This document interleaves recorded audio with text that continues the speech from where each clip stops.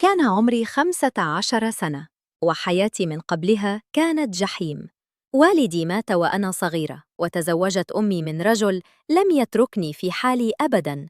من يوم ما بلغت 14 سنة وهو يضايقني بشكل لا يحتمل، وقرر يخرجني من المدرسة بحجة إنه مش مناسب إني أخرج وأدخل كل يوم. كنت عايشة في بيت ما فيهوش أمان، ووالدتي كانت ساكتة ومش طايقاني، دايما تقولي اسكتي أو امشي. في يوم من الأيام ما قدرت أستحمل وقررت أهرب. ما كانش معايا موبايل لأن أمي أخذته، فما قدرتش أكلم حد. تذكرت إن في صاحبة ليا عارف عنوانها، كنت روحت عندها مرة قبل كده. رحت لها على البيت من غير ما أقول لأي حد. هي وأخوها كانوا ساكنين لوحدهم بعد وفاة أمهم، وأبوهم متجوز تاني. استقبلوني كويس جدا، خصوصا الصحبة. قررت أبات عندهم ليلة واحدة بس، لكن في الليلة دي حصل اللي عمري ما تخيلته. أخوها استغل وجودي وفعل بي حاجة ما قدرش أشرحها. ما خدش الموضوع ربع ساعة، لكنه قلب حياتي رأساً على عقب. أنا كنت متعبة نفسياً من اللي شفته في بيت أمي، لكن اللي حصل هنا كان صدمة مختلفة تماماً. حسيت إني غلطت إني هربت، لكن في نفس الوقت كنت عارفة إني ما كنتش هقدر أكمل في بيت أمي لحظة واحدة زيادة. الصبح بدري جمعت هدومي ومشيت من غير ما أتكلم كتير. كنت خايفة ومش عارفة فين أروح. تذكرت إن عندي عم ساكن في بلد بعيد، وكان دايما لطيف معايا. قررت أروح له وأحكي له كل حاجة. ما كنتش أعرف إن الليلة القصيرة دي هتسيب جرح كبير في قلبي، وجوايا حاجة مش هتختفي بسهولة. وما كنتش أعرف إن بعد شوية هكتشف إني حامل من أخو صاحبتي. ماذا سيفعل عمي عندما يعلم بحملي وأنا لازلت في 15؟ وصلت لبيت عمي بعد رحلة طويلة ومتعبة. عمي ومراته كانوا ناس طيبين جدا، وعندهم بنات فقط، ففرحوا بوجودي. استقبلوني بحب وقررت أعيش معاهم. بعد أسبوع بدأت أتكلم مع عمي عشان أشتغل، لأن ظروفهم المادية كانت صعبة. وافق بعد إلحاح ونزلت شغل وكنت مبسوطة. كنت بدفع تلتين مرتبي لمرات عمي عشان المصاريف ومساعدة في البيت، والكل كان راضي عني. عشت شهرين كويسين، لكن فجأة حسيت بتعب رهيب. رجلي تقلوا، وأي أكل كنت أشوفه كنت أتقيأ. كنت يمكن برد أو إرهاق، لكن لما رحت لدكتورة صدمتني. أنت حامل في الشهر الثاني. قلبي وقع. أنا لسه صغيرة، مش متجوزة، وحمل من اللي أذاني. كذبت على الدكتورة وقلت لها إني مكتوب كتابي، بس لسه ما فرحتش. طلعت من العيادة وأنا مش عارفة فين أروح. ركبت مواصلة وروحت البيت صاحبتي، نفس البيت اللي حصلت فيه الوقعة. صدفة كان أخوها لوحده. قلت له إني حامل منه. ضحك وقال كلام سخيف وطردني. لما رجعت صاحبته حكت لها كل حاجة. هي كانت خايفة منه وضعيفة وما قدرتش تعمل حاجة. هنا قررت إني أرجع لعمي وأقول له الحقيقة. لما عرف انفعل جدا واتخانق معايا، لكن بعد ما هديت حكيت له كل التفاصيل بالدموع. في اليوم اللي بعده فوجئت إن أخو صاحبتي جاي يطلب إيدي من عمي. عمي قدر يرتب الموقف بطريقة ما، وقرر إنه يكتب كتابي عليه خلال أسبوع. اتجوزته وأنا مش حباه، لكن عشان اللي جوايا. وحملت الولد 7 شهور كاملة، وقلت للناس إنه ابن 9، وكلهم صدقوني. لكن بعد الجواز تغير تماماً. كان سايبني لوحدي، نايم في أوضة وأنا في أوضة، ولا كان بيبص حتى لابنه. كيف سأعيش مع رجل لا يريدني ولا يريد طفله؟ بعد الجواز حياتي ما كانتش أحسن من قبل. هو كان دايماً سايبني، مش بياكل معايا ولا بيكلمني، وكنت حاسة إنه بيعمل كده عشان أمشي. بس أنا ما كانش قدامي غير إني أكمل عشان ولدي. بعد شهرين من ولادة البيبي حصلت كارثة. أخبروني إن جوزي اتهشمت إيده ودراعه في ماكينة شغل، وقعد فجأة عاجز عن الحركة. من ساعتها دخلنا في دوامة علاج. سنين من العلاج الطبيعي، دكاترة، أدوية ومصاريف. أنا اللي كنت بصرف على البيت، وأخدت ولدي واشتغلت مع أختي عشان نقدر نغطي كل حاجة. كنت بقوم بكل حاجة جنبه، أوديه المستشفى، أغير له هدومه، أفهمه من نظرة عينه.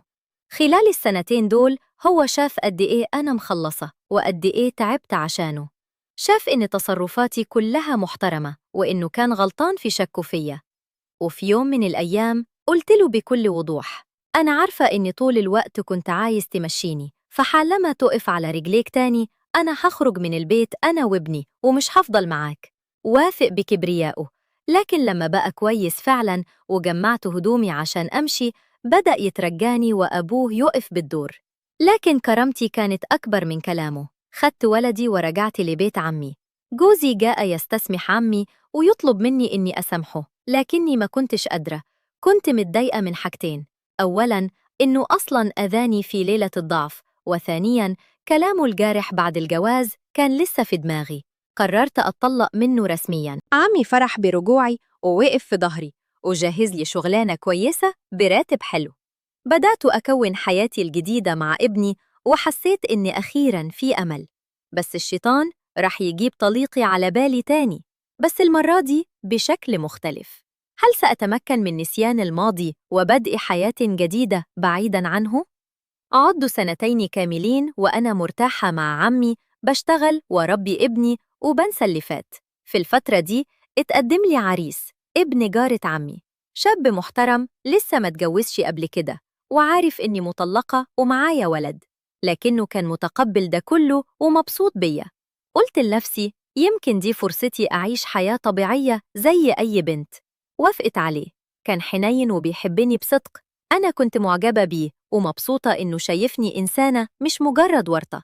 عملنا خطوبة كبيرة وجهزنا شقة جديدة بالكامل: فرش، ستائر، مطبخ. أنا كمان ساهمت بكل اللي معايا من شغلي واشتريت حاجات خاصة بيا زي أي عروسة. حلمت بفستان الفرح والضيوف والهيصة الحلوة. في يوم ما نزلت مع خطيبي عشان نشتري البدلة والفستان. بالصدفة قابلنا طليقي في الشارع. عارف إن دي خطيبتي وإني هتجوز كمان كام يوم. اتخانق مع خطيبي في نص الشارع وصوت عالي واتفاقات كبيرة. قدرت بهديهم، لكني حسيت إن الشر جاي. ساعة واحدة بس بعد الموقف لقيت طليقي واقف عند بيت عمي بيزعق وبيقول: أنا مستنيكي كل ده عشان ترجعي ليا، وبدل ما ترجعي تتخطبي من غير ما تقوليلي. أنا هاخد ولدي منك بالقانون لو اتجوزتي. قلبي اتقطع. أنا عمري ما تخيلت إني أعيش من غير ابني. ما كنتش عارفة لو كان بيهدد ولا جاد. خطيبي حاول يطمني وقال لي إنه مش هيقدر ياخد الولد، لكني كنت خايفة جدا.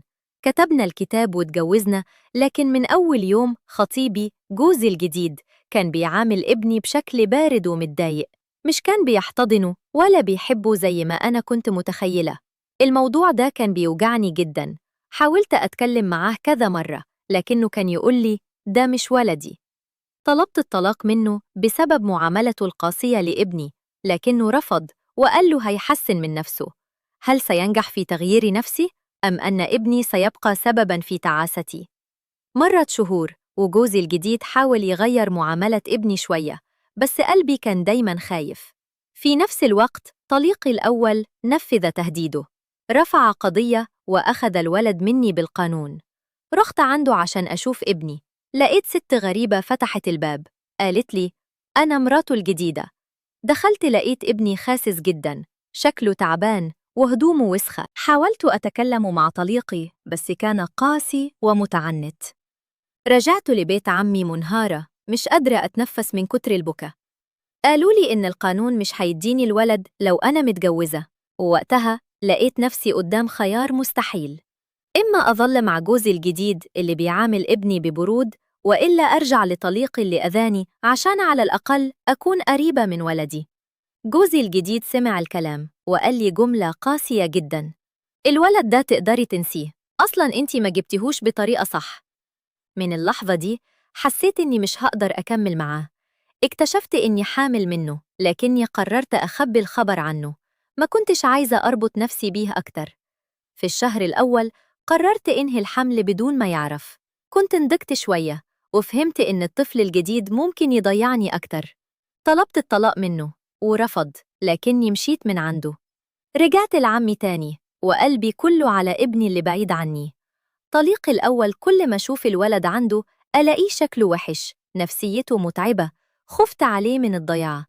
هنا اتخذت قرار جبان. رجعت لطليقي الأول مش عشان حبه، لكن عشان خاطر ابني. رجعت وأنا عارفة إن عنده ضرة وإن حياتي حتكون صعبة، لكني قلت يمكن أحمي ولدي من السقوط. هل سأقدر أعيش مع رجل لا أحبه حتى لو كان من أجل ابني؟ رجعتي لطليقي الأول، كانت أصعب خطوة في حياتي. البيت بقى فيه ضرة وأنا حاسة إني غريبة، لكن ابني اتحسن شوية لما لقاني جنبه. حاولت أطلب من جوزي إني أرجع أشتغل عشان أكون مستقلة، لكنه رفض بشكل قاطع. قال لي: أنا زمان سمحتلك بالشغل وأنا مريض، دلوقتي أنا كويس، فمفيش ستات في بيتي تشتغل ولا تفكري تكرري الطلب ده. حسيت إني مسجونة. كل يوم بصحى الصبح أجهز ابني، أوديه المدرسة، وأفضل في البيت تحت رقبته. لما بيحاول يتقرب مني كزوجة بتتضايق منه جدا ولا أقدر أتقبله. جسدي بقى يرفضه وقلبي مش فيه. كل شوية بفكر أطلق تاني، لكنه يرفض، يقولي مش هطلقك وخلاص. وأنا مش قادرة أخد ابني تاني لو سبت البيت. حياتي بقت دائرة مفرغة. في الليل بفكر: هل اللي عملته صح إني رجعت له؟ ولا كان المفروض أضحي بابني عشان حريتي؟ هل أكمل في الزواج ده وأنا ميتة جوايا؟ ولا أهرب تاني وأبدأ من الصفر وأنا خائفة على ولدي؟ ساعات بحس إني ضحيت بكل حاجة عشانه، وساعات بحس إني خنت نفسي.